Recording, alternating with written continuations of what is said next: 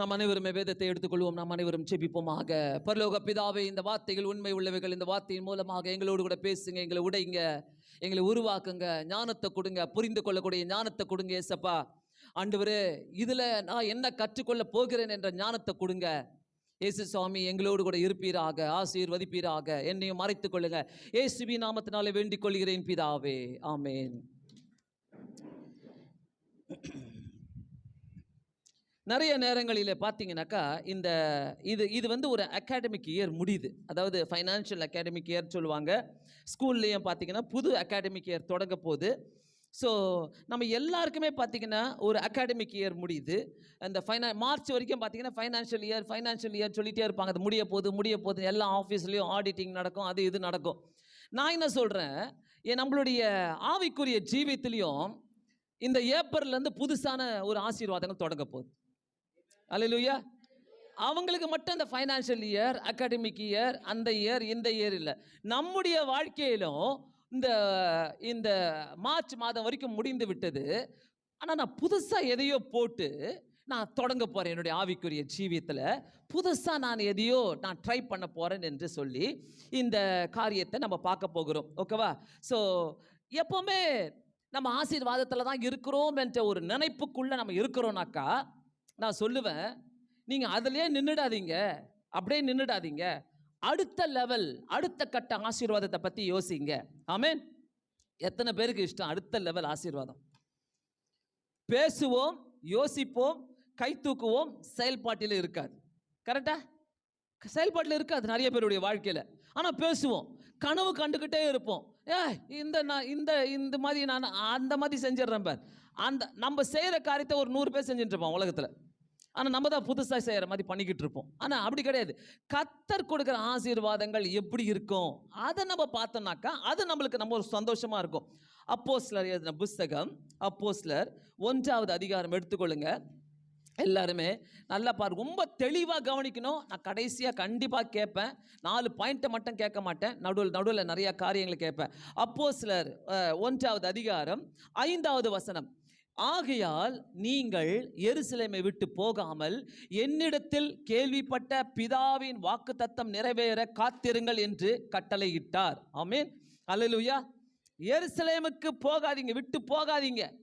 பிதா ஆண்டவர் சொல்றாரு, இயேசு கிறிஸ்து சொல்றாரு, உயிர் தெழுந்துட்டு வந்துட்டு அவர் சொல்றாரு, எருசலேமை விட்டு போகாதீங்க, அங்க காத்திருங்க. கிட்டத்தட்ட 120 பேருக்கு மேல அங்க காத்திருக்கிறாங்க. காத்திருங்கள், ஏனென்றால் பிதாவின் வாக்கு தத்தம் நிறைவேற காத்திருங்கள். ஆமென். ஆனா எனக்கு என்னன்னாக்கா, இந்த இடத்துல ஏன் பிதாவின் வாக்கு தத்தம் நிறைவேற காத்திருங்கள்ன்றாரு ஆண்டவர்? ஏதோ ஒரு ஸ்பெஷலா வச்சிருக்கிறார் அந்த இடத்துல. அதனால பிதாவின் வாக்கு தத்தம் நிறைவேற காத்திருங்கள் என்று சொல்லுகிறார். ஏனென்றால் அதுக்கு முன்னாடி ஆண்டவர் லூக்கா 9வது அதிகாரத்தில் பார்த்துக்கிறோம், அவர்களுக்கு எல்லா வரங்களையும் கொடுத்துட்டார், எல்லா ஆசீர்வாதங்களையும் கொடுத்திருக்கிறார். லூக்கா 10வது அதிகாரத்தில் 70 சீஷர்கள் போயிட்டு சொல்லுவாங்க, இயேசுவின் நாமத்தை சொல்லும் போது பிசாசுகள் நடுங்குகின்றது என்று. ஆனால் ஆண்டவர் அந்த 9வது அதிகாரத்தில் 2வது வசனத்தில் பிசாசுகளை துரத்தும், பிணியாளிகளை ரட்சிக்கும், வியாதியாசை சுகப்படுத்தும், உனக்கு வல்லமையும் அதிகாரமும் கொடுத்திருக்கிறேன் என்றார்.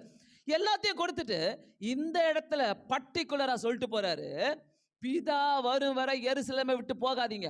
பிதா உங்களை ஆசீர்வதிக்கும் வரை நீங்க எருசலேமை விட்டு போகாதீங்க. எவ்வளவு நல்ல வார்த்தை பாருங்க. ரொம்ப என்னை யோசிக்க வச்ச காரியம் இது. லூக்கா 24வது அதிகாரம் 24வது அதிகாரம் எடுத்துக்கொள்வோம். லூக்கா 24வது அதிகாரம் 49வது வசனத்தில் எழுதியிருக்குது, என் பிதா வாக்குத்தத்தம் பண்ணினதை இதோ நான் உங்களுக்கு அனுப்புகிறேன். ஸோ நீங்களோ உன்னதத்திலிருந்து வரும் வேலனால் தரிப்பிக்கப்படும் வரை எருசலேம் நகரத்திலேயே இருங்கள் என்றார்.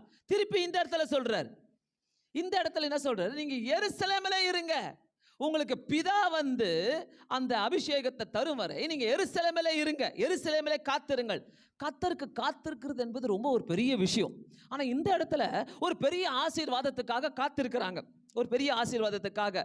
சோ பிதாவின் வாக்கு தத்தம் நிறைவேற எருசலேமிலே காத்திருங்கள். இயேசுவை சிலுவையில் அறையும் போது கூட அங்கு இருந்தவர்கள் எல்லாரும் அவரை விட்டு ஓடிட்டாங்க. ஆனா அந்த கடைசி நேரத்தில் யாருமே கூட நிற்கவே இல்லை. ஆனா இதுவரை அந்த சிலுவையில் ஏறி அவர் உயிர் தெழுந்த வரை நடந்த காரியங்கள் வேற. அவர் உயிர்த்தெழுந்த பிறகு இனிமேல் நடக்க போவது பார்த்தீங்கன்னா வேற வேற காரியங்களை பற்றி அவர் பேசிக் கொண்டிருக்கிறார். வேற ஆசீர்வாதங்களை பற்றி பேசிக் கொண்டிருக்கிறார். உன்னதத்திலிருந்து பலனை பெற்றுக்கொள்வதற்கு, உன்னதத்திலிருந்து பலனை பெற்றுக்கொள்வதற்கு என்ன சொல்றாரு?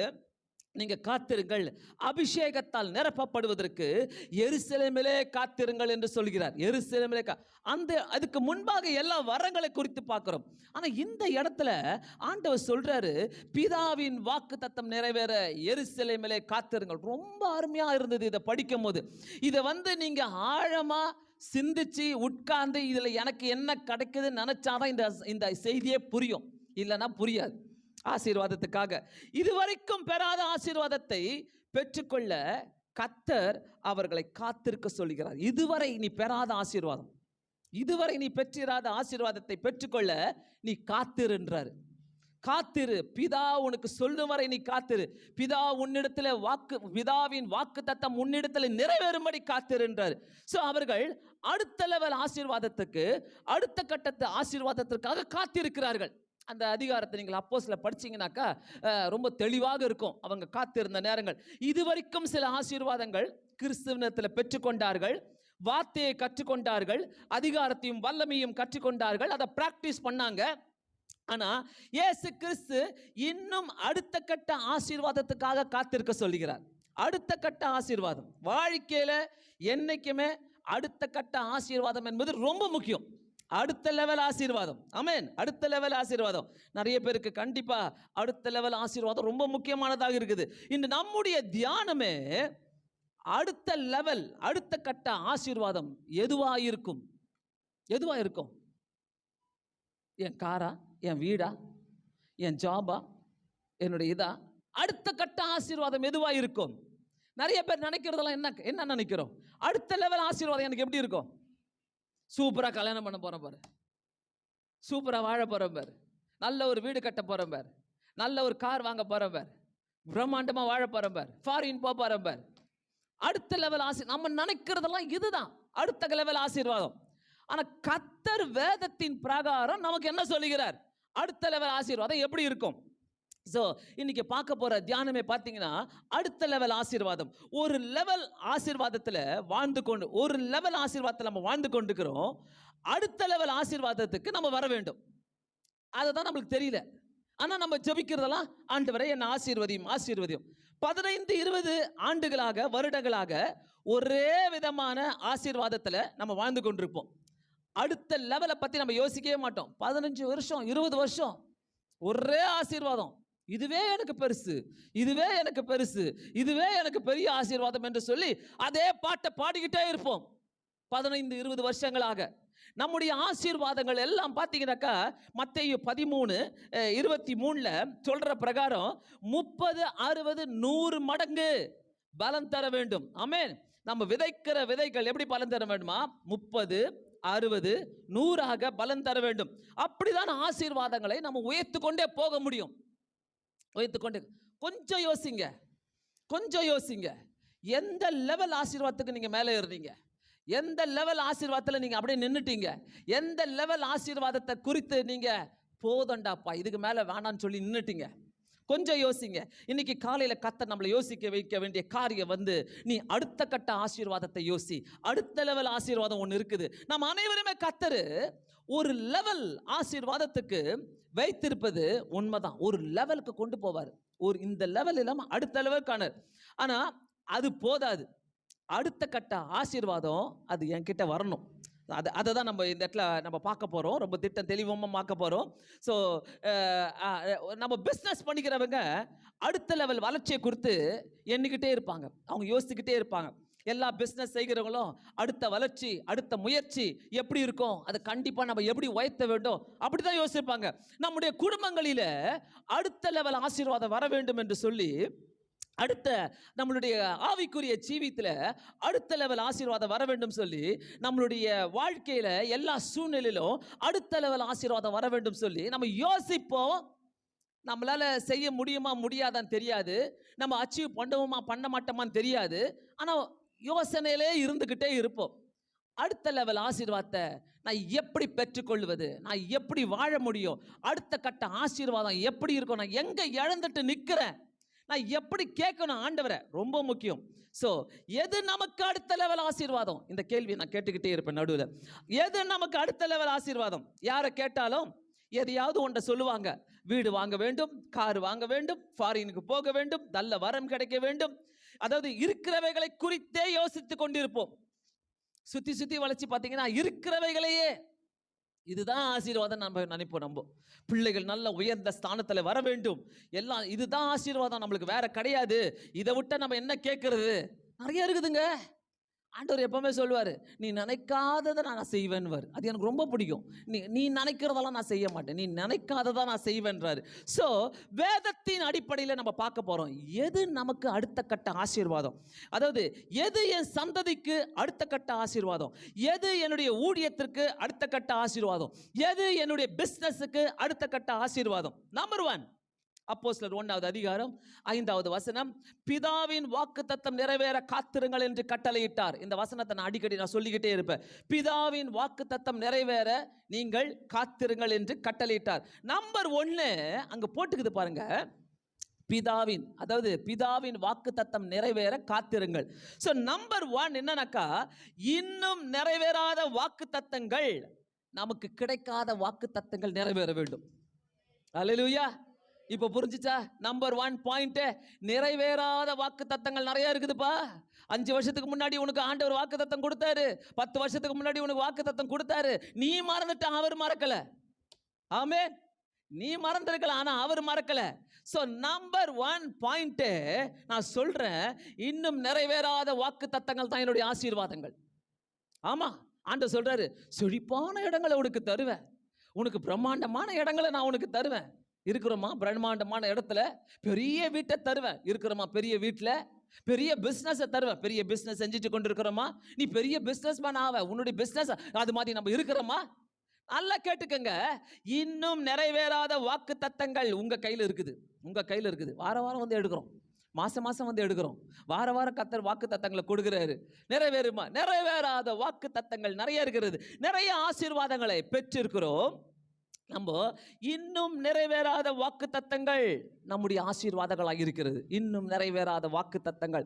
எத்தனை பேருக்கு வாக்கு தத்தங்களை வைத்து ஜெபிக்கிற பழக்கம் இருக்குதுன்னு தெரியல. எனக்கெல்லாம் டெய்லி அந்த வாக்கு தத்தங்களை வைத்து ஜெபிக்கிற பழக்கம் உண்டு. நிறைய ஆசீர்வாதங்களை பெற்று இருக்கிறோம், ஆனால் நிறைய நிறைவேறாத வாக்கு தத்தங்கள் இன்னும் நமக்காக காத்து கொண்டிருக்கிறது. நிறைவேறாத ஆசீர்வாதங்கள். நம்பர் 1 பாயிண்ட், நம்முடைய வாழ்க்கையில் ஆசீர்வாதங்களை பெற்றுக்கொள்வதற்கு நம்பர் 1 பாயிண்ட், நிறைவேறாத ஆசீர்வாதங்கள். ஆமென். நிறைவேறாத வாக்கு தத்தங்கள் இன்னும் நிறைய நம்முடைய கையில் இருக்குது. நம்முடைய அறிவு சொல்லாது, நம்முடைய ஆவி நமக்குள்ள சொல்ல வேண்டும், ஐயோ இன்னும் நிறைவேறாத வாக்கு தத்தங்கள் நிறைய இருக்கிறது, இன்னும் நிறைவேறாத வாக்கு தத்தங்கள் என்னுடைய வாழ்க்கையில் நிறைய இருக்கிறது.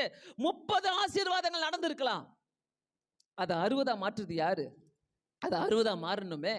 அந்த 60வது மாறணும்னாக்கா நான் கர்த்தருக்கு காத்திருக்கணும், நான் கர்த்தரிடத்துல வரணும். கர்த்தர் இன்னும் நிறைவேறாத, அதை நான் சொல்றது, பிதாவின் வாக்கு தத்தங்கள் நிறைவேற காத்திருங்கள். பிதாவின் வாக்கு தத்தம் நிறைவேற காத்திருங்கள். அந்த பிதாவின் வாக்கு தத்தம் நமக்கு நிறைய கொடுத்துருக்கிறாருங்க. எக்கச்சக்கமான வாக்கு தத்தத்தை கொடுத்துருக்கிறார். நம்ம கை ஃபுல்லா வச்சுருக்கிறோம். ஆசீர்வாதங்களை உபயோகப்படுத்த தெரியல, நமக்கு உபயோகப்படுத்த முடியாம எதையோ பண்ணிக்கிட்டு, எதையோ பேசிக்கிட்டு, எதையோ நம்ம புலம்பிட்டு கிடக்கிறோமே ஒழிய, நம்ம கை ஃபுல்லா வாக்கு தத்தங்களை கர்த்தர் கொடுத்துருக்கிறாரு. அதுதான் நம்பர் 1 ஆசீர்வாதம். செட்டில் ஆகாதீங்க, செட்டில் ஆகாதீங்க.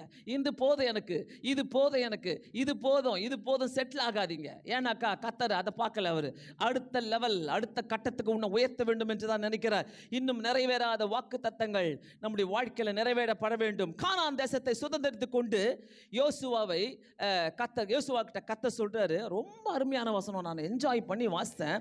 யோசுவா 13வது அதிகாரம் எடுத்துக்கொள்வோம். யோசுவா 13வது அதிகாரம் எடுத்துக்கொள்வோம் எல்லாருமே. யோசுவா 13வது அதிகாரம், கானான் தேசத்தை சுதந்திரித்து கொண்ட யோசுவாவிடம் கர்த்தர் சொல்லுகிறார். 13வது அதிகாரம் 1வது வசனத்துல யோசுவா வயது சென்று முதிர் வயது ஆன போது கர்த்தர் அவனை நோக்கி, நீ வயது சென்றவனும் முதிர்ந்தவனுமாய் சுதந்தரித்து கொள்ள வேண்டிய தேசம் இன்னும் விஸ்தாரமாய் இருக்கிறது. ஐயோ, கர்த்தர் என்ன சொல்றாரு? யோசுவாக்கு சந்தோஷம்தான். கானான் தேசத்துக்கு நான் போயிட்டேன்பா, ஆண்டவர் சொன்ன மாதிரி நான் வாக்குத்தத்தத்தை சுதந்தரித்து கொண்டேன். ஆனா ஆண்டவர் இங்க என்ன சொல்றாரு? யோசுவாவே, வயது சென்ற முதிர் வயதான யோசுவாக்கு கர்த்தர் சொல்றாரு, கர்த்தர் அவனை நோக்கி, நீ வயது சென்றவன் தான், நீ முதிர் வயதானவன் தான், நீ கானான் தேசத்துக்கு வந்துட்டதான். ஆனா திரும்பி பாரியா, அந்த தேசம் இன்னும் மகா விஸ்தாரமாயிருக்கிறது, இன்னும் மகா விஸ்தாரமாயிருக்கிறது. நான் சொல்ல விரும்புறது என்னன்னாக்கா, இவ்வளவு ஆசீர்வாதங்களை நம்ம பெற்றிருந்தாலும் நமக்கு பின்னால திரும்பி பாருங்க, முன்னால பாருங்க, நம்மளுடைய ஆசீர்வாதங்கள் இன்னும் விஸ்தாரமாயிருக்கிறது, இன்னும் பெற்றுக்கொள்ளாமல் இருக்கிறோம். ஆண்டவர் சொல்றாரு, நீ கானான் தேசத்துல காலை வச்சிட்டதா, ஆனா அந்த கானான் தேசம் இன்னும் மகா விஸ்தாரமா இருக்கிறது. கர்த்தர் சொல்றாரு, நீ ஆசீர்வாதத்துக்குள்ள வந்துட்ட, ஆனா அந்த ஒரு டாட்டை தான் நீ பார்த்துட்டு இருக்கிற, இன்னும் பெரிய விஸ்தாரமான இடங்கள் உனக்காக இருக்கிறது. ஹல்லேலூயா.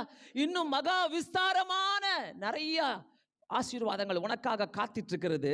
ஸோ இவ்வளோ நாள் பெற்ற ஆசீர்வாதங்கள் போதும் என்று உனக்குள்ளே நீ திருப்தியோடு இருக்காதபடிக்கு நீங்கள் இன்னும் ஆண்டவரே இந்த விஸ்தாரமான ஆசீர்வாதங்களை எனக்கு காட்டும் என்று நம்ம ஜெபிக்கும் போது கர்த்தர் யோசுவாவின் தேவன் நம்மோடு கூட பேச வல்லவராய் இருக்கிறார். இதுக்கு மேலே என்ன ஆசீர்வாதம் கிடைக்க போகிறது என்று நம்ம அறிவு சொல்லலாம்.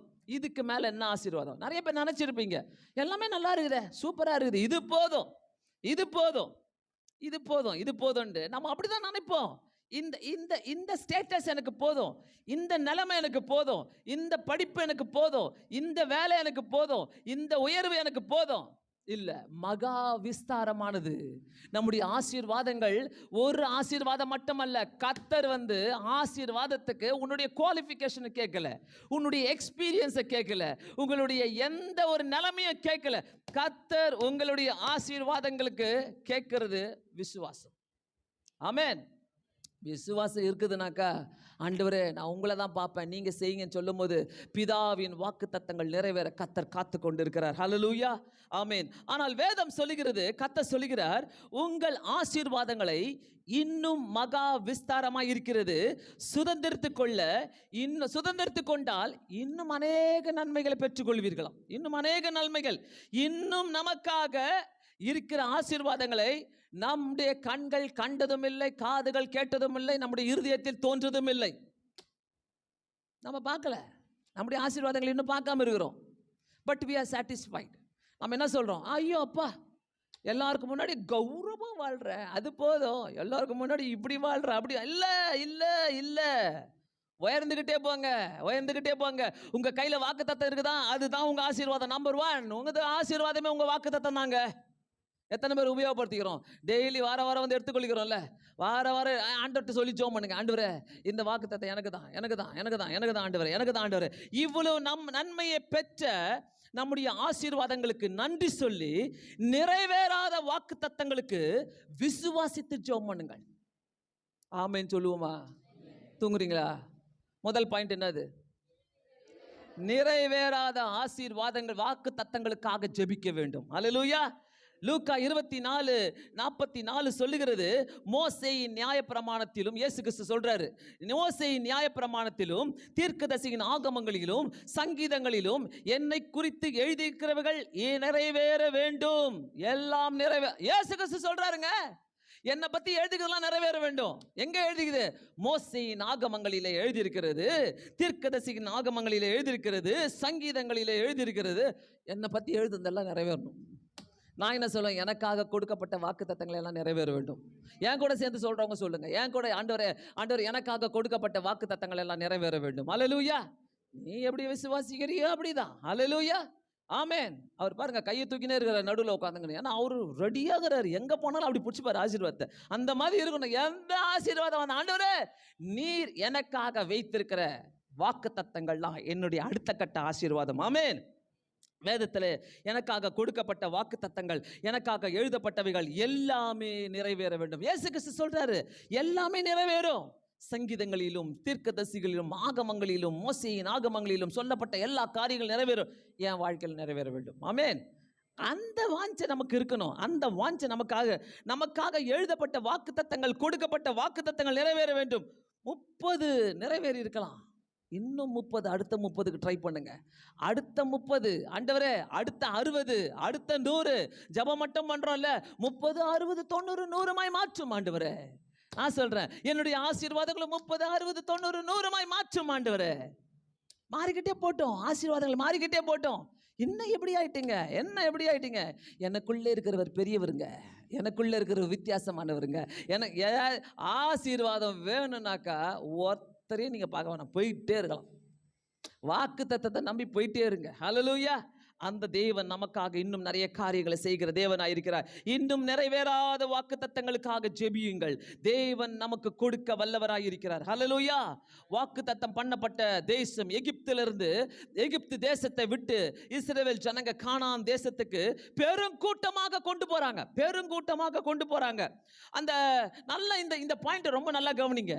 நிறைய இடத்துல நம்ம பண்ற மிஸ்டேக்கே இதுதான். அதாவது நிறைய கூட்டமா போறாங்க, ஒரு கூட்டமா எகிப்தை விட்டு கானான் தேசத்துக்கு ஆண்டவர் சொல்ல போறாங்க. புரிந்து கொள்ளுங்க, கர்த்தர் அழைத்த தேசமே கானான் தேசம். ஆமென். கர்த்தர் எதுக்காக அழைச்சாரு? எங்க அழைச்சாரு? நல்லா சொல்லுங்க.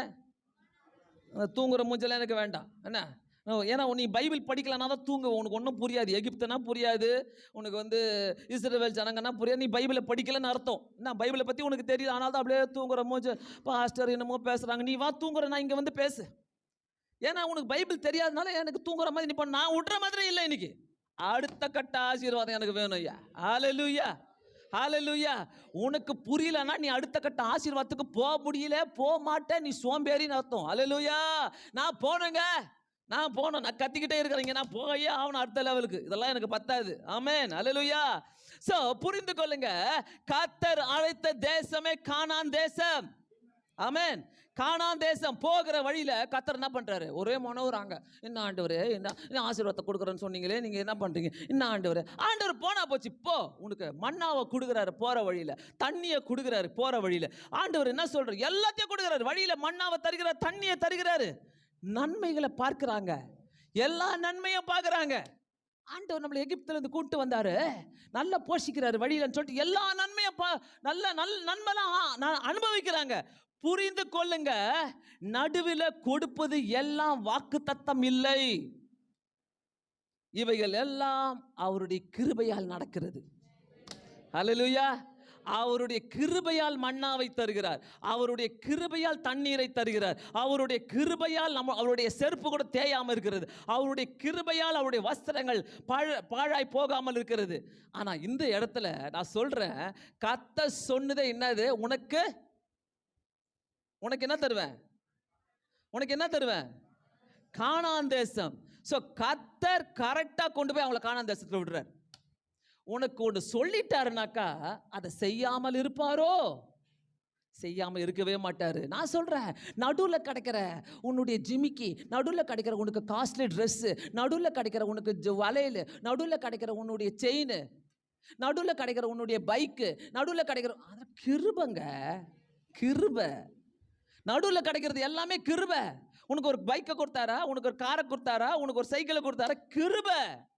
இன்னும் நம்ம யாரும் கானான் தேசத்துல கால வைக்கல, இன்னும் இருக்குது, நிறைய இருக்குது. அந்த ஆசீர்வாதத்தை பெற்றுக்கொள்வதற்காக இன்னும் போய்கொண்டே இருக்கணும், விசுவாசித்து கொண்டே இருக்கணும். கர்த்தருடைய கிருபையால் கொடுக்கிறவர்களை தாழ்மையோடு பெற்றுக்கொள்ள வேண்டும். ஆனால் நம்முடைய நோக்கம் எல்லாம் வாக்குத்தத்தம் பண்ணப்பட்ட கானான் தேசம். ஹல்லேலூயா. வாக்குத்தத்தம் பண்ணப்பட்ட கானான் தேசம், அந்த கானான் தேசம், அந்த வாக்குத்தத்தம் தான் என்னுடைய வாக்குத்தத்தம். அதுதான் நம்பர் 1. வாக்குத்தத்தங்கள் நிறைவேற வேண்டும். நிறைவேறாத வாக்குத்தத்தங்கள் நல்ல பயபக்தியா என்ன பண்றோம், அப்படியே இங்கே எடுத்துக்கின்னு அப்படியே போவோம். இந்த வாக்குத்தத்தம் நிறைவேறும், இந்த வாக்குத்தத்தம் அப்படியே அவ்வளோ காண போட்டுரும், எங்கேயோ போயிடுது. 1ஆம் தேதி எடுத்தது எங்கன்னு தெரியாது, மாசம் எடுக்கிறதுலாம் எங்கன்னு தெரியாது, ஆனால் காணாம போட்டுருவோம். நல்லா பார்த்தீங்கன்னாக்கா இந்த வாக்கு தத்தங்களை வைத்து ஜெபிக்க வேண்டும். எனக்காக கொடுத்தார் அந்த வாக்கு தத்தங்களை. நமக்கு தேவையானவைகள் அனைத்திற்கும் கர்த்தர் வாக்கு பண்ணி இருக்கிறார். ஹல்லேலூயா, ஹல்லேலூயா. எத்தனை பேருக்கு பழக்கம் இருக்குது, வாக்கு தத்தத்தை வாங்கிட்டு தான் நீங்க செயல்படுவீங்க அடுத்த கட்டத்தில்? நான்லாம் எதனா ஒன்று காரியம் நான் செய்கிறேனாக்கா, ஏதாவது ஒரு வேலையோ, ஏதாவது ஒரு ஆசீர்வாதமோ, ஏதாவது ஒரு காரியம் செய்யனா, முதல்ல ஆண்டவரே எனக்கு வாக்குத்தத்தம் தாங்க. அந்த வாக்குத்தத்தத்தை பார்த்து தான் நான் காலை வைப்பேன். இல்லைன்னா நான் போக மாட்டேன். ஆண்டவரே நான் அங்கே போகணுமா, வாக்குத்தத்தம் தாங்க. ஆண்டவரே நான் அவங்க கிட்ட பேசணுமா, எனக்கு வாக்குத்தத்தம் தாங்க. இந்த மாதிரி செயல்படுறவங்களை கர்த்தர் வாக்குத்தத்தத்தினாலே வழி நடத்துவார். ஹல்லேலூயா, ஹல்லேலூயா. குடும்பத்திற்கு வேண்டிய வாக்குத்தத்தத்தை பண்ணியிருக்கிறார்.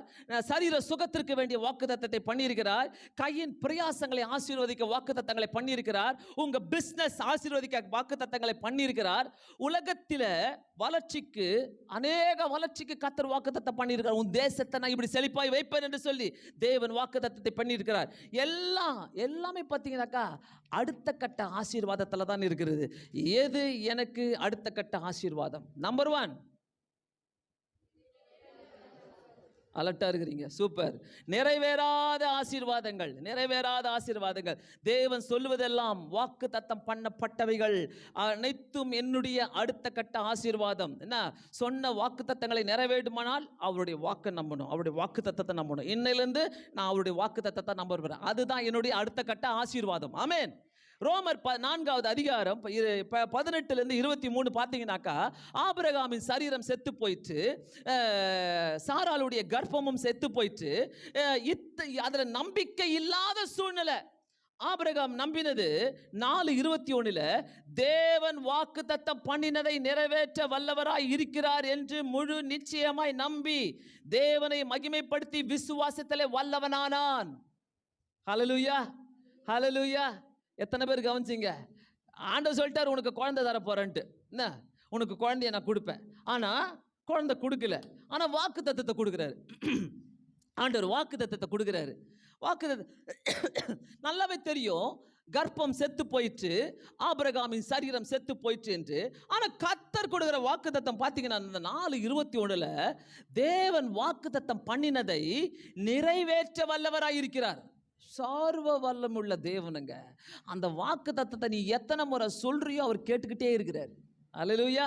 நான்லாம் பைத்தியம் மாதிரி ரோட்டில் சொல்லிக்கிட்டே போவேன், படுக்கும் போது சொல்லுவேன், சமைக்கும் போது சொல்லிக்கிட்டே இருப்பேன். ஆண்டவரே நீங்கள் எனக்கு சொன்னீங்களே இந்த வாக்கு தத்தம், நீங்கள் சொன்னீங்கல்ல, நீங்கள் எனக்கு கொடுத்தீங்கல்ல.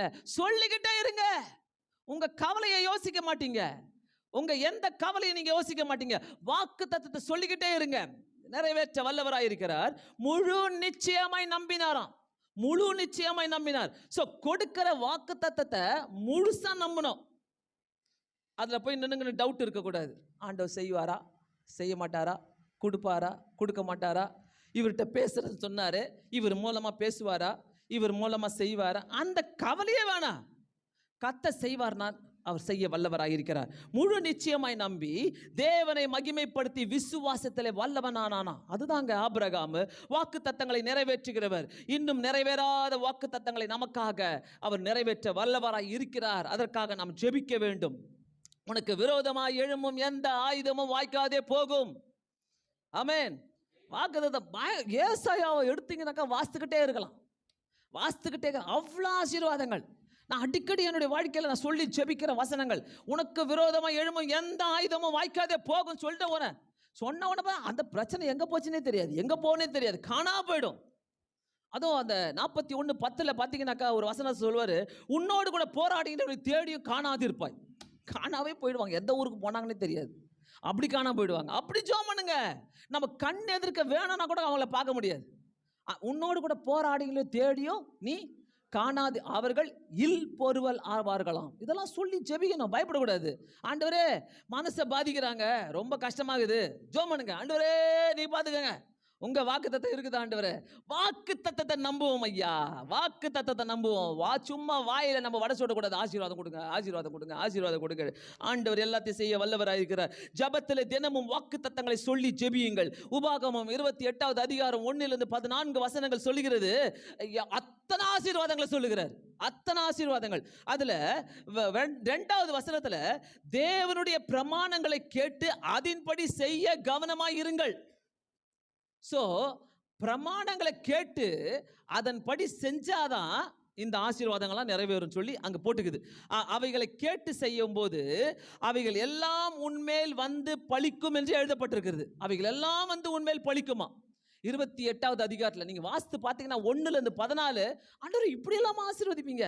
உன்னுடைய மாவு பேசுகிற கூடை ஆசீர்வதிக்கப்படும், உன்னை வல்லாக்காமல் தலையாக்கவே, நீ கீழாகாமல் மேலாவாய். பயங்கரமான ஆசீர்வாதங்கள் எல்லாவற்றையும் தருகிறவர். அல்லேலூயா, அல்லேலூயா, அல்லேலூயா.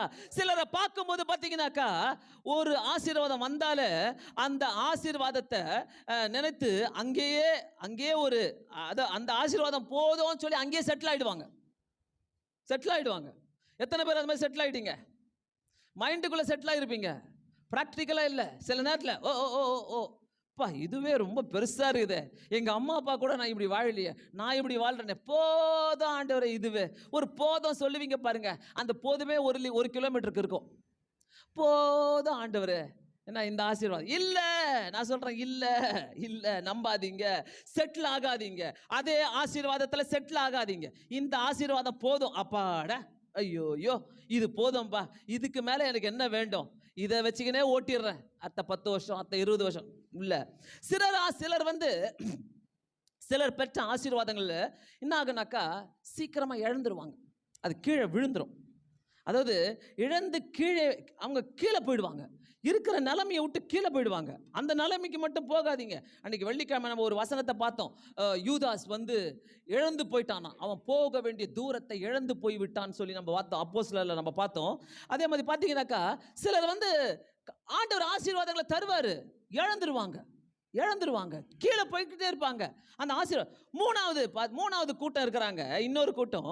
அவங்க எப்படின்னாக்கா அடுத்த கட்ட ஆசீர்வாதத்துக்கு உயர்ந்துகிட்டே இருப்பாங்க, யோசிச்சுக்கிட்டே இருப்பாங்க, அதுக்காக ஜெபம் பண்ணிக்கிட்டே இருப்பாங்க, வாக்கு தத்தத்தை பேசிக்கிட்டே இருப்பாங்க.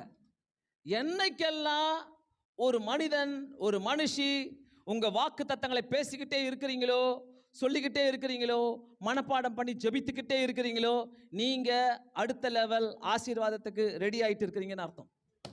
ஹல்லேலூயா, ஹல்லேலூயா, ஹல்லேலூயா. சந்தேகம் இல்லாமல் ஆபிரகாம் வல்லவனானான். ஹல்லேலூயா. வாக்குத்தத்தங்களை பேசினதுனாலே வல்லவனானான். ஆமென். ஹல்லேலூயா.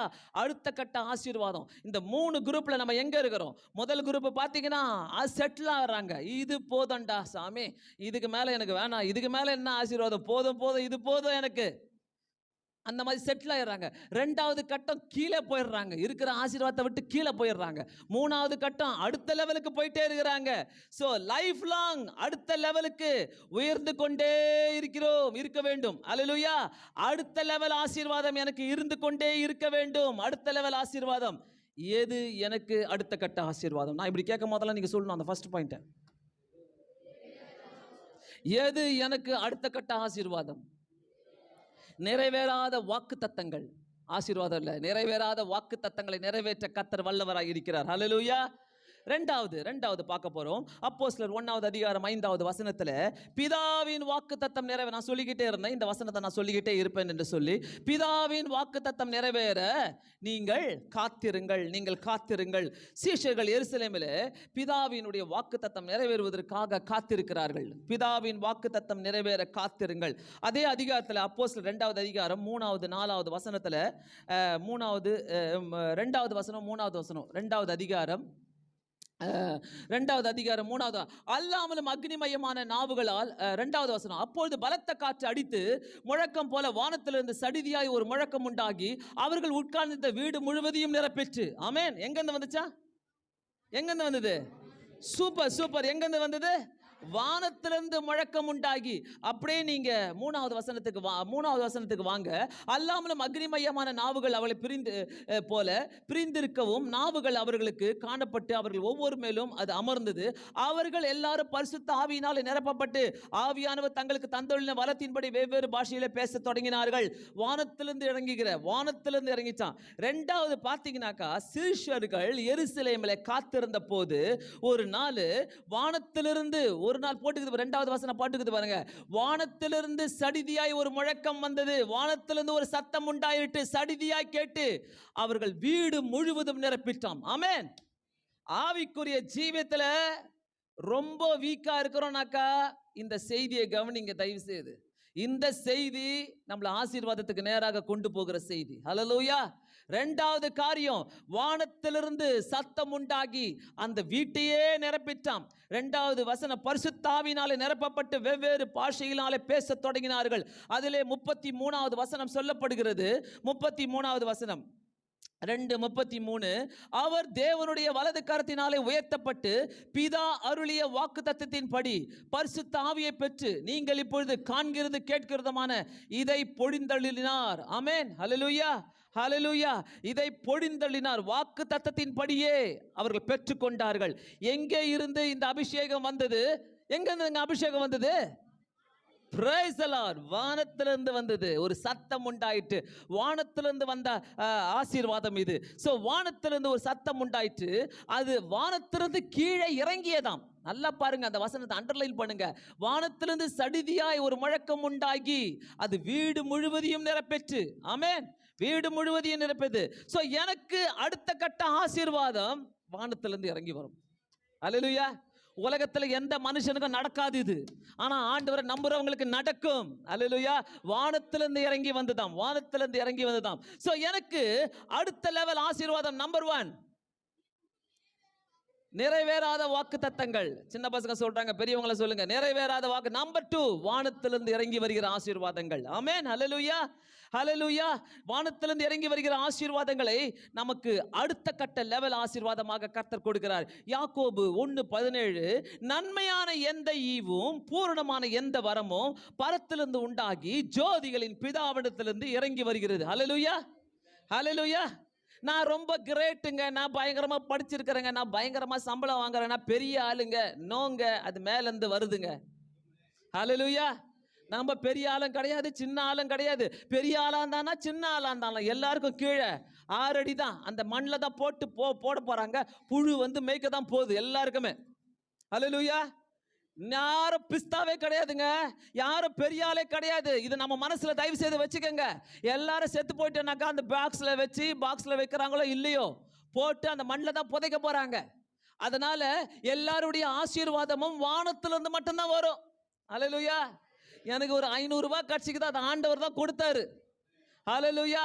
எனக்கு ஒரு 10,000 ரூபாய் கிடைச்சிக்குது, அது ஆண்டவர் தான் கொடுத்தாரு. ஐயோ நான் வேலை செஞ்சேன், ஐயோ நான் பண்ணேன், ஐயோ நான் பண்ணேன், ஐயோ நான் இப்படி பண்ணேன், ஐயோ நான் அப்படி இல்லை. அதுக்கு தான் நம்ம சொல்லி நிற்கிறோம், ஆண்டவருக்காக நீ எடுத்து வை. ஆண்டவர் கொடுக்கிறதெல்லாம் ஆண்டவருக்காக தான். ஹல்லேலூயா. மறக்காதீங்க, நன்மையான எந்த ஈவும் பூர்ணமான எந்த வரமும் எங்கிருந்து வருகிறது? வானத்திலிருந்து வருகிறது. Number 1. Number 2, Praise the Lord. நமக்கு கிடைக்கும் அத்தனை நன்மைகளும் பரத்திலிருந்து வருகிறது. ஆசீர்வாதத்தை நீ தேட வேண்டாம், அது இறங்கி வரும், இறங்கி வரும். அல்லேலூயா. ஐயா இந்த ஊழியக்கார்ட்ட ஓடிப்போ, அந்த ஊழியக்கார்ட்ட ஓடிப்போ. இன்னைக்கு நம்ம சர்ச்சை விட்டு ஓடி போன கேஸ் எல்லாம் ஆசீர்வாதத்துக்காக ஓடிக்குது. அங்க போனா நல்லா இருக்குதான், இங்க போனா நல்லா இருக்குதான், இங்க போனா இப்படி வாரிக்கலாமா, ஓடிக்குது. இல்ல, எல்லாமே பரத்திலிருந்து வருகிற ஆசீர்வாதங்கள். ஹல்லேலூயா. பரத்திலிருந்து வருகிற ஆசீர்வாதங்கள், வேற எங்கேயும் கிடையாது. எங்க ஓடினால் நீ எப்படி இருக்கிற, நீ கர்த்தரிடத்துல நீ எப்படி இருக்கிற, அதை வச்சுதான் கர்த்தர், அதை பேஸ் பண்ணி தான் உனக்கு ஆசீர்வாதங்களை கர்த்தர் கொடுக்கிற தேவனாய் இருக்கிறார். ஹல்லேலூயா, ஹல்லேலூயா. சும்மா ஐயோ இங்க போதும், ஒருத்தர் சொல்றாராம், ஒருத்தர் இங்க வந்து தான் ஏத்துக்கிட்டார் ஆண்டவரை, இங்க வந்து தான் சாட்சி சொன்னாரு, இங்க வந்து தான் பைபிளே படிக்க ஆரம்பிச்சார், இங்க வந்து தான் ஜெபம் பண்ணாரு. அந்த சர்ச்சில் எனக்கு நான் ஒண்ணுமே கத்துக்கல, நான் இங்க வந்து தான் ஆண்டவரை ஏத்துக்கினேன். என்ன பொய் புழு. இங்க 4-5 வருஷமே இங்க உட்காந்துக்கிட்டு எல்லாத்தையும் பண்ணி எத்தனை சாட்சியை சொல்லி ஆண்டவர் செஞ்சார் இதை செஞ்சார் சொல்லிவிட்டு அங்க போயிட்டு வேற சர்ச்சில் உட்காந்துங்கன்னு, ஏன்னா அங்க ஆசீர்வாதம் கிடைக்கலையா, ட்ரை பண்றாரு இதெல்லாம் சொல்லி. அங்க எனக்கு ஒண்ணுமே கிடைக்கல அந்த சபையில், இன்னமும் இந்த சபையில், அந்த சபையில் உனக்கு ஒண்ணுமே கிடைக்கலையே. ஆத்மாவே இந்த செய்தியை நீ கேளு. ஹல்லேலூயா, ஆமென். நம்முடைய எல்லா தேவைகளும் ஆமென் வானத்தை நோக்கி பார்க்கணுங்க, வானத்தை நோக்கி. அதுக்கு தான் 128 சங்கீதத்தில் சங்கீதக்காரர் சொல்றாரு, எனக்கு ஒத்தாசை வர பர்வதங்களுக்கு நேராக என்னுடைய கண்களை ஏறெடுக்கிறேன், என்னுடைய கைகளை ஏறெடுக்கிறேன். ஹல்லேலூயா. என்னை காக்கிறவர் உறங்காரு, என்னை காக்கிறவர் உறங்குவதும் இல்லை தூங்குவதும் இல்லை. எனக்கு எல்லா ஒத்தாசை எங்கிருந்து வருது? 128 சங்கீதம் வானத்திலிருந்து வருகிறது. ஹல்லேலூயா. வானத்திலிருந்து குதிச்சவங்க யாருன்னா இங்க இருக்கிறீங்களா? வானத்திலிருந்து உங்களுக்கு தொப்புன்னு போட்டாரா? ஃப்ரிட்ஜ் போட்டாரா கர்த்தர்? வாஷிங் மிஷினை போட்டாரா தொப்புன்னு? ஹல்லேலூயா, ஆமென். யாருன்னா போட்டாங்களா? யாருன்னா உங்களுக்கு போட்டாங்களா? தொப்புன்னு போட்டாங்களா? பைக்கை கேட்ட ஆண்டு தொப்புன்னு போட்டாரா? கேளு ஆண்டவர்கிட்ட. எல்லா ஆசீர்வாதம் வானத்துல இருந்து தான் வருகிறது. உன் கையில் இல்ல, உன் பாஸ் கொடுக்கல, உன்னுடைய யாரும் கொடுக்கல. ஆமென்.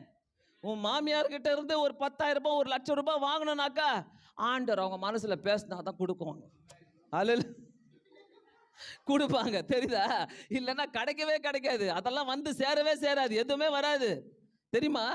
ஆண்டவர் பேசினா தான் உனக்கு 5 ரூபாய் யாருன்னா 10 ரூபாய் டீயா 20 ரூபாய் டீயா 10 ரூபாய் டீ கிடைக்குது இல்ல, 10 ரூபாய் டீ கூட வாங்கி தருவாங்க. ஆண்டவர் பேசினா தான். நீ சும்மா அவங்கள பார்த்து எவ்வளோ வச்சுருக்கிறாங்க குர்த்தா என்னவா நீ கேட்காத. வானத்தை பாரு, அவங்கள பார்க்காத. அவங்க எவ்வளோ சம்பாதிக்கிறாங்க குர்த்தா என்னவா, இதை மட்டும் வாய் வல்ல ரப்பர் வாயை போட்டுக்கின்னு இதை மட்டும் பேச தெரியும். அவங்க குர்த்தா என்னவா, அவங்க நல்லா தானே இருக்கு. நீ ஏன் அவங்கள பார்க்குற? மேலே பாரு, வானத்தை பாரு. வானத்திலிருந்து இறங்கி வருகிறது. ஹல்லேலூயா, ஹல்லேலூயா. ஒரு 50 ரூபாய் கூட, ஒரு 100 ரூபாய் கூட பார்க்காத மனுஷனே மேலே பாரு, வானத்தை பாரு. ஹல்லேலூயா. நல்லா கேக்குதா? நல்லா கேக்குதா? நல்லா கேக்குதா? வானத்தை பாரு, மனுஷனை பார்க்காத. அவங்க யார்கிட்ட கேட்குறியோ அவங்க உயர்ந்துகிட்டே தான் போறாங்க. நீ தான் டிக்கு டிக்கு டிக்கு டிக்கு டிக்குன்னு கீழே போயிருக்கிற. நீ தான் கீழே போயினே இருக்கிற. உன் பர்ஸ் நிரம்பணுமா? வானத்தை பாரு, மனுஷனை பார்க்காத. அவங்க கிட்ட எவ்வளோ பர்ஸ் பாரு, இவ்வளோ தடியாகுது. எவ்வளோ தடி பர்ஸ் பாரு, பெருசாக வச்சுன்னுக்குறாங்க பாரு. கை விட்டாலே பேக் உள்ள அப்படியே நோட்டு நோட்டா இழுக்கிறாங்க.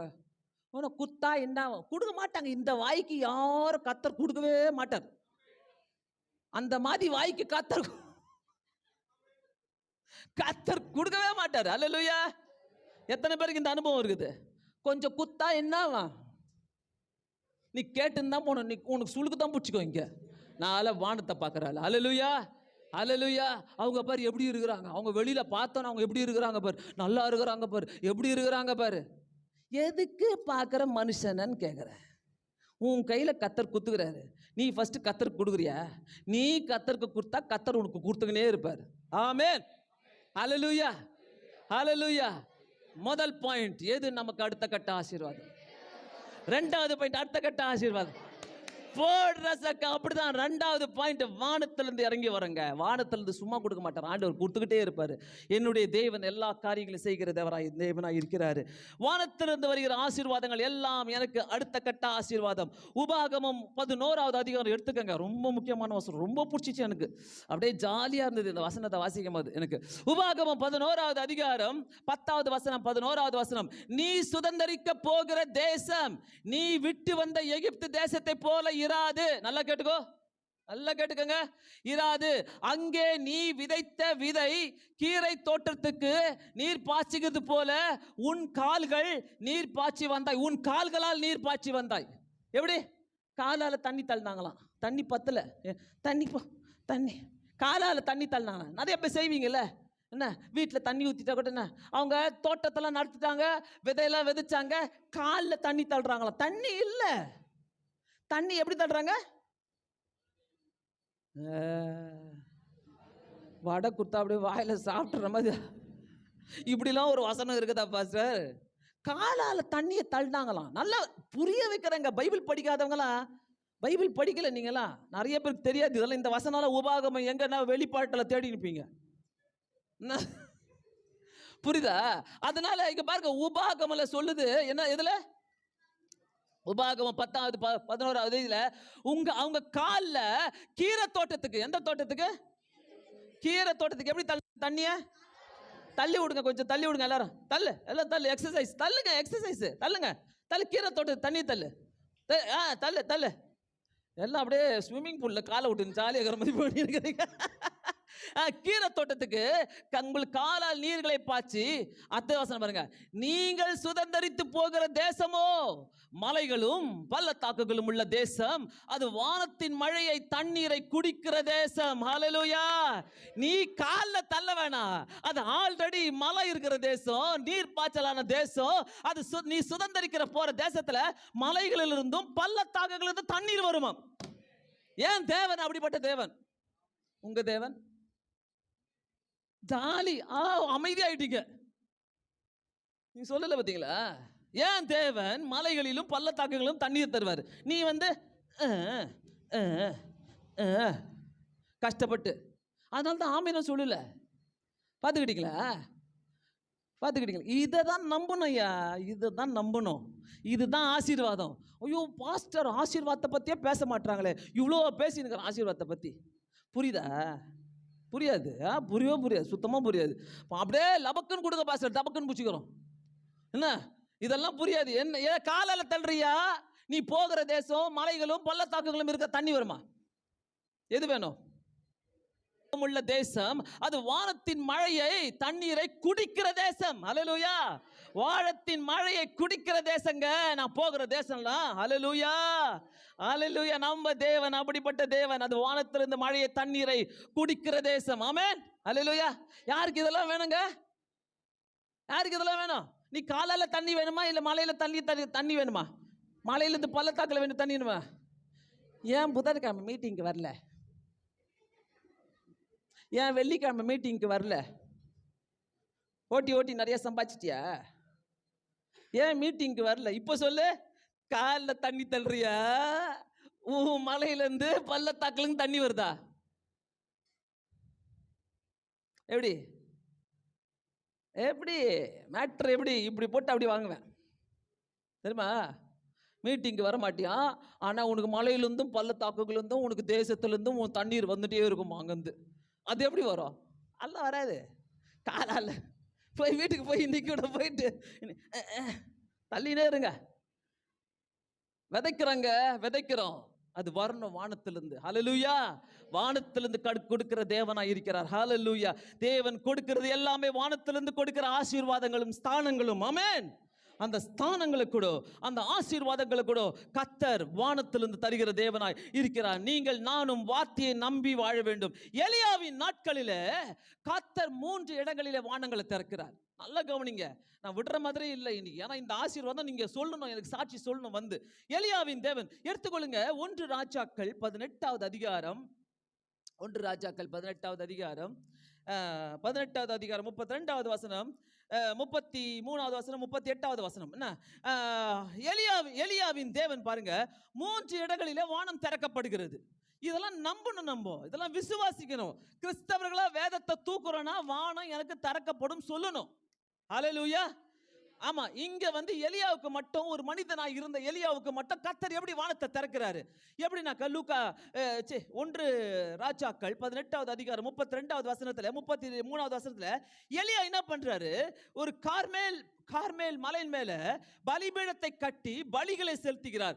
கார்மேலில் பாகாலை வழிபடுகிறவர்களும் கர்த்தரை வழிபடுகிறவர்களும் இருக்கிறார்கள்.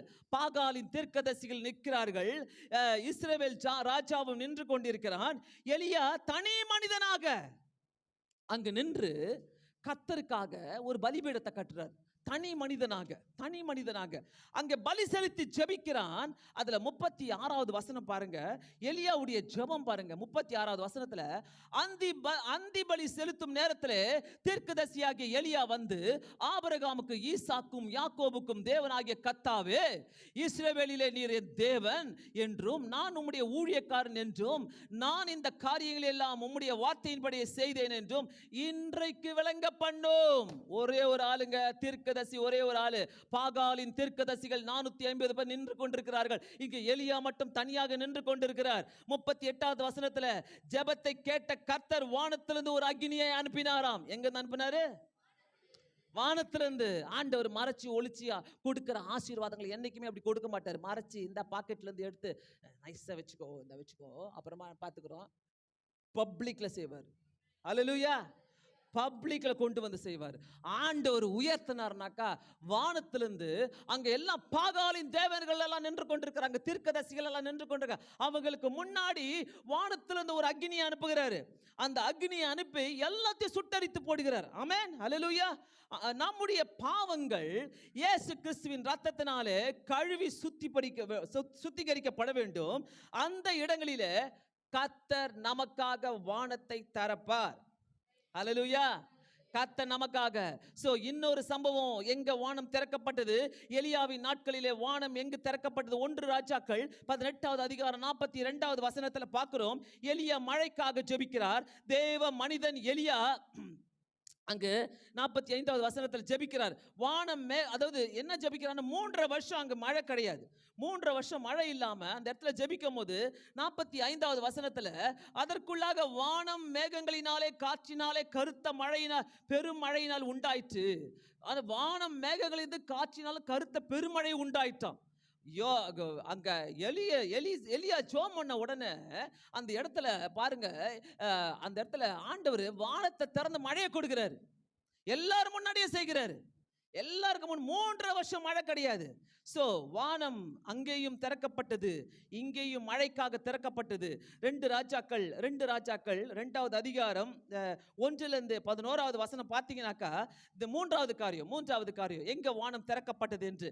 அதாவது அந்த 2வது அதிகாரம் 2 ராஜாக்கள் 2வது அதிகாரத்துல தேவ மனிதன் எலியா சுழல் காற்றினாலே பரலோகத்திற்கு எடுத்துக்கொள்ளப்படும் போது நேரத்துல தேவ மனிதன் எலியா என்ன கேட்கிறாரு, எலிசாவை பார்த்து கேட்கிறாரு. அதாவது எலிசாவை பார்த்து கேட்கறதுக்கு முன்னாடி தேவ மனிதன் எலியா கில்காலிலிருந்து புறப்படுகிறார்.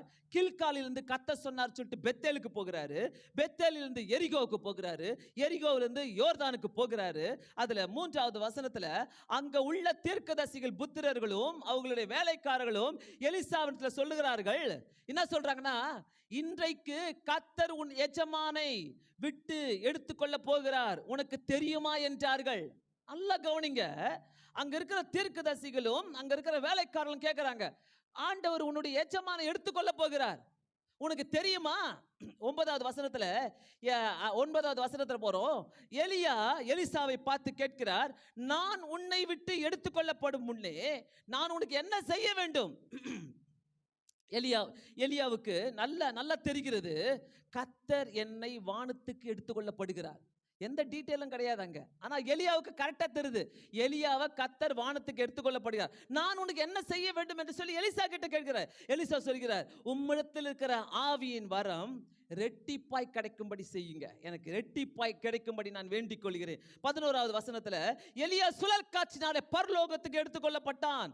இதை நாம் எப்படி புரிந்து கொள்ள வேண்டும் என்றால், வெளிப்பாடு உள்ளவர்களுக்கு வானம் திறக்கப்படும். அல்லேலூயா. வெளிப்பாடு உள்ளவர்களுக்கு வானம் திறக்கப்படும். அல்லேலூயா. எலியாவுக்கு தான் வானத்தில் எடுத்துக்கொள்ளப்பட போகிறார் என்பது தெரிந்து விட்டது. அங்கு இருக்கிற தீர்க்கதரிசிகளுக்கு தெரிந்தது, அங்கு உள்ள வேலைக்காரர்களுக்கு தெரிந்தது, அவர் வானத்தில் எடுத்துக்கொள்ளப்படுகிறார். வானம் திறக்கப்பட்டதுங்க. ஒரு மனிதனுடைய பேச்சை கேட்டு வானம் திறக்கப்பட்டது. நீங்களும் நானும் ஜெபிக்கும் போது நமக்காக வானத்தை திறக்கிற தேவனாய் இருக்கிறார். நம்ம எல்லாருக்குமே ஒரு வெளிப்பாடு உண்டு. அது என்ன வெளிப்பாடுனா, என் மீட்பர் உயிரோடு இருக்கிறார். அல்லேலூயா. என் மீட்பர் உயிரோடு இருக்கிறார். வெளிப்பாடு உள்ளவர்களுக்கு வானம் திறக்கப்படும், ஜெபிக்கிறவர்களுக்கு வானம் திறக்கப்படும். மறந்திருக்கவே எது எனக்கு அடுத்த லெவல் ஆசீர்வாதம், அடுத்த கட்ட ஆசீர்வாதம்? நிறைவேறாத வாக்கு தத்தங்கள். 2வது பாயிண்ட், வானத்திலிருந்து இறங்குகிற ஆசீர்வாதங்கள். இதை வானத்திலிருந்து இறங்குகிற ஆசீர்வாதங்கள். 3வது பாயிண்ட், அப்போஸ்தலர் 1வது அதிகாரம் 5வது வசனம், பிதாவின் வாக்கு தத்தம் நிறைவேற காத்திருங்கள் என்றார். பிதாவின் வாக்கு தத்தம் நிறைவேற காத்திருங்கள் என்றார். 3வது காரியம், காத்திருக்கும் போது கர்த்தர் கண்டிப்பாக உன்னுடைய வாஞ்சைகளையும் உன்னுடைய ஜெபங்களையும் கேட்கிற தேவனாய் இருக்கிறார். ஹல்லேலூயா, ஹல்லேலூயா, ஹல்லேலூயா. அதாவது பிதாவின் வாக்குத்தத்தம் நிறைவேறும் போது எருசலேமிலே காத்திருங்கள். நீதிமொழிகள் 20:21 சொல்லுகிறது, துரிதமாக கிடைத்த சுதந்திரம் முதலிலே ஆசீர்வாதம் பெறாது. ஆமென். இன்று எல்லாமே பார்த்தீங்கன்னா இன்ஸ்டன்ட் ஆர்டர். இன்ஸ்டன்டா பிரியாணி வேணும், இன்ஸ்டன்டா டீ வேணும், இன்ஸ்டன்டா தோசை வேணும், இன்ஸ்டன்டா ஜொமாட்டோ, ஸ்விக்கி, என்ன எல்லாமே இருக்குது. எல்லாம் இன்ஸ்டன்டா வீட்டுக்கே கொண்டு வந்துருவாங்க. எல்லாம் இன்ஸ்டன்ட். பைபிள்ல சொல்லுது, துரிதமாக கிடைத்த ஆசீர்வாதம், அது துரிதமாக கிடைத்த சுதந்திரம் ஆசீர்வாதம் பெறாது. ஆமென். சோ ஆனா நீதிமொழிகள் 20:21 ஆசீர்வாதம் பெறாது. ஆனால் நீதிமொழிகள் 13:12 காத்திருந்து பெற்றுக்கொள்வது ஜீவ விருட்சம் போல் இருக்கும். ஆமென். காத்திருந்து பெற்றுக்கொள்வது. எத்தனை பேர் காத்திருந்து பெற்றுக்கொள்ளுங்க? காத்திருக்கிறோம். நிறைய பேர் காத்திருந்தோம், நிறைய ஆசீர்வாதங்களுக்காக காத்திருந்தோம். காத்திருந்து பெற்றுக்கொள்வது ஜீவ விருட்சம் போல் இருக்கும். சோ காத்திருந்து ஜெபித்து பெற்றுக்கொள்ளும் போது அது அடுத்த கட்ட ஆசீர்வாதம். முதல் ஆசீர்வாதம் எனக்கு எங்கிருந்து வந்தது? வாக்கு தத்தங்கள், நிறைவேறாத வாக்கு தத்தங்கள் இன்னும் இருக்கிறது. என்னுடைய ஆசீர்வாதங்கள். 2வது ஆசீர்வாதம், வானத்திலிருந்து இறங்கிய ஆசீர்வாதம். 3வது, நான் காத்திருந்து ஜெபிக்கும் போது கர்த்தர் எனக்கு அதை நிறைவேற்ற வல்லவராயிருக்கிறார். எபிரேயர் 6:15 ஆண்டவர் ஆபிரகாமுக்கு வாக்கு பண்ணி இருந்தாலும் 6:15 அவன் பொறுமையாக காத்திருந்து வாக்கு தத்தம் பண்ணப்பட்டதை பெற்றான். பொறுமை, காத்திருப்புல ஒரு பொறுமை வேணும். எத்தனை பேர் காத்திருக்கிறோம் சில காரியங்களுக்காக? நான் காத்திருக்கிறேன். கையை தூக்க மாட்டோம் என்ன, ஆனா மனசுக்குள்ள இருக்குது பாஸ்டர், ஆனா கையை தூக்கத்துக்கு வெக்கம். எனக்கு சாட்சி சொல்ல வெக்கம், காத்திருக்கிறது வெக்கம் என்ன. எல்லாம் இன்ஸ்டன்டா நான் பாரு எப்படி இருக்கிறேன், நான் பாரு எப்படி இருக்கிறேன், அப்படியே உலகத்துல ஸ்விம் பண்ணி காட்டினே இருக்கணும்னு பாக்குறாங்க என்ன. அப்படி கிடையாது. காத்திருங்க. ஒரு காத்திருக்கோ, காத்திருந்து ஜெபித்து பெற்றுக்கொள்கிற ஆசீர்வாதம் பிரம்மாண்டமானது. ஹல்லேலூயா. அடுத்த கட்ட ஆசீர்வாதம் காத்திருந்து பெற வேண்டும். உலகம் அடுத்த லெவல் என்ற உயர்வில் போய்கொண்டே இருக்கிறது. நாம் தேவனுக்கு கீழ்ப்படியும் போது, நாம் தேவனுக்கு காத்திருக்கும் போது, நாம் தேவனுக்கு முன்பாக ஜெபிக்கும் போது அடுத்த லெவல் போய்கொண்டே இருப்போங்க. நம்மளை ஆசீர்வதித்து கொண்டே இருப்பார். தேவனை விசுவாசிக்கும் போது தேவன் நம்முடைய குடும்பத்தை அடுத்த கட்டத்திற்கு நேராக உயர்த்துவார். ஹல்லேலூயா, ஹல்லேலூயா. இல்ல சத்தம் பத்தல. ஹல்லேலூயா, ஹல்லேலூயா. என்ன, தயவு செய்து நல்லா தெரிஞ்சுக்கங்க. தேவனை நாம் விசுவாசிக்கும் போது தேவன் நம்முடைய குடும்பத்தை கட்டுவதற்கு உயர்த்தப்படும். தேவன் நம்முடைய பிள்ளைகளை அடுத்த கட்டத்துக்குள்ளாக உயர்த்துவார். தேவன் நம்முடைய பிசினஸை அடுத்த கட்டத்துக்குள்ளாக உயர்த்துவார். தேவன் நம்முடைய ஊழியத்தை அடுத்த கட்டத்துக்குள்ளாக உயர்த்துவார். ஹல்லேலூயா. காத்திருங்க, காத்திருந்து ஜெபம் பண்ணுங்க, காத்திருந்து ஜெபிங்க. காத்திருந்து ஜெபிக்கும் போது அநேக காரியங்களை பெற்றுக்கொள்வோம். ஆமென். எது எனக்கு அடுத்த கட்ட ஆசீர்வாதம்?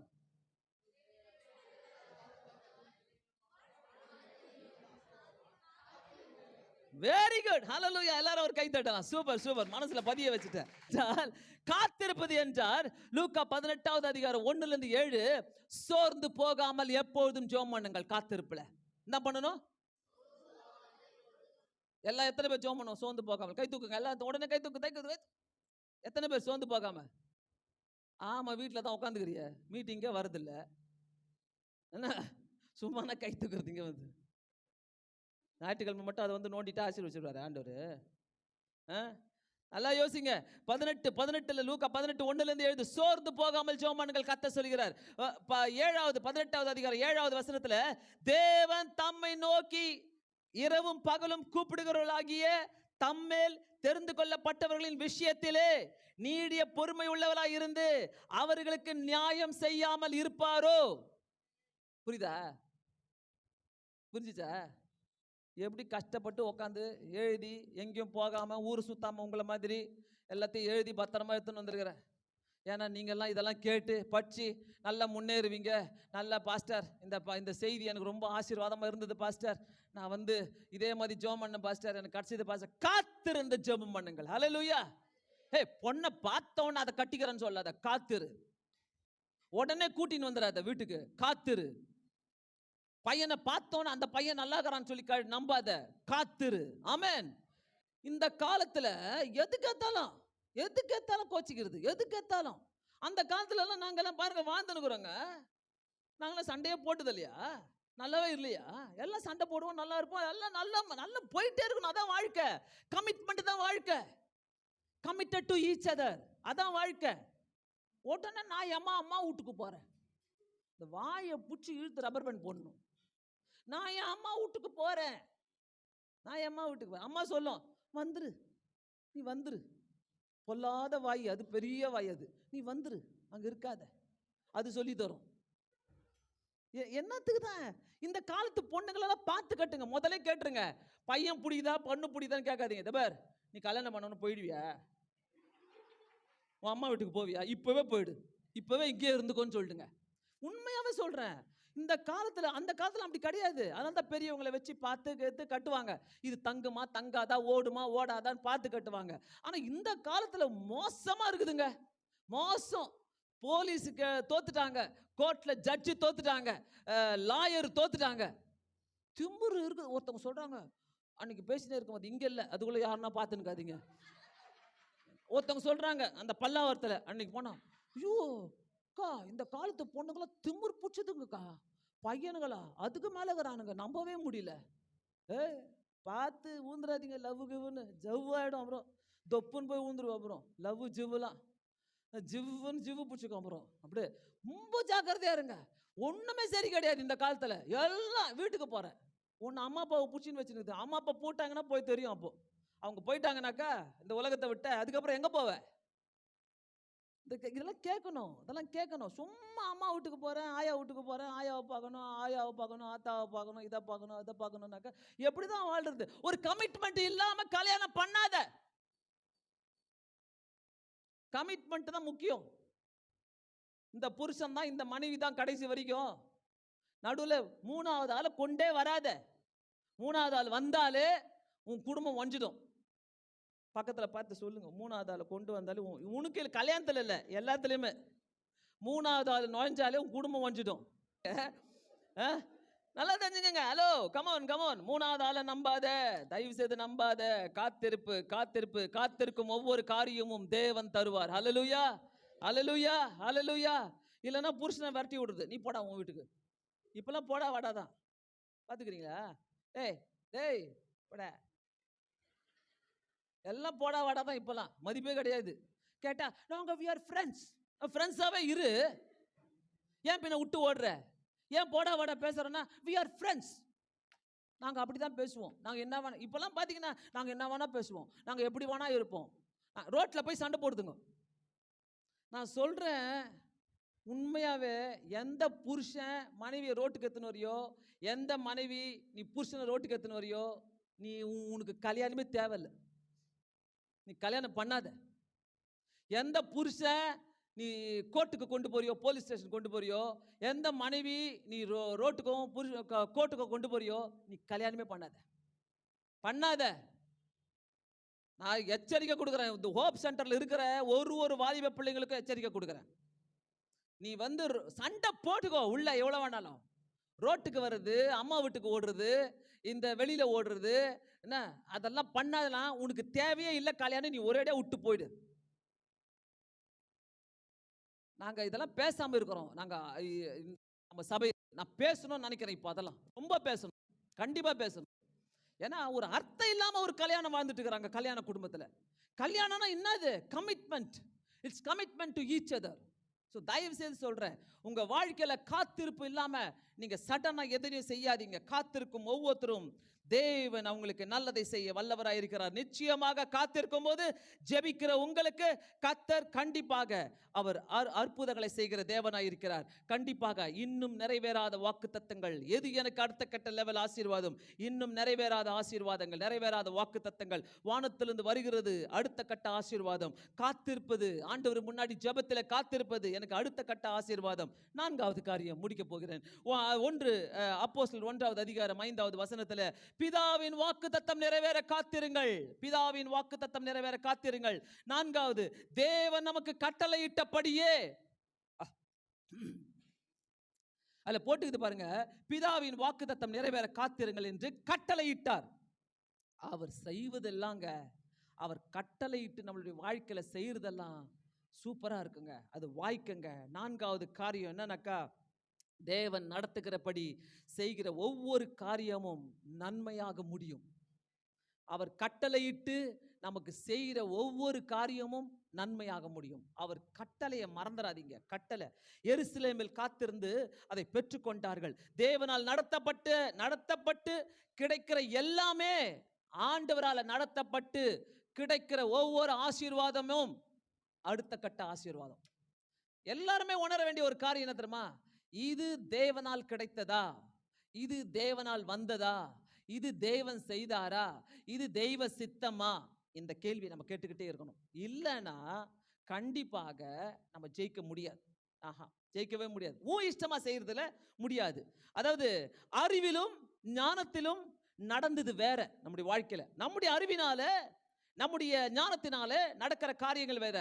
மனிதர்களுடைய ஆலோசனையின் மூலமா நடக்கிறது வேற. பிசாசின் ஏவுதலினால நடக்கிறது வேற. நம்முடைய ஆசையில நடக்கிறது வேற. ஆனால் தேவனால் நடத்தப்படுவது நிலைத்து நிற்கும். அல்லேலூயா. தேவனால் மட்டுமே நடக்கிறது நிலைத்து நிற்கும். வேற எதுவுமே நிலைத்து நிற்காது. தேவனுடைய விருப்பத்தின்படி செய்கிற ஒரு காரியமும் அழகாக செஞ்சு முடிப்பாருங்க, நேர்த்தியாக செஞ்சு முடிப்பாருங்க.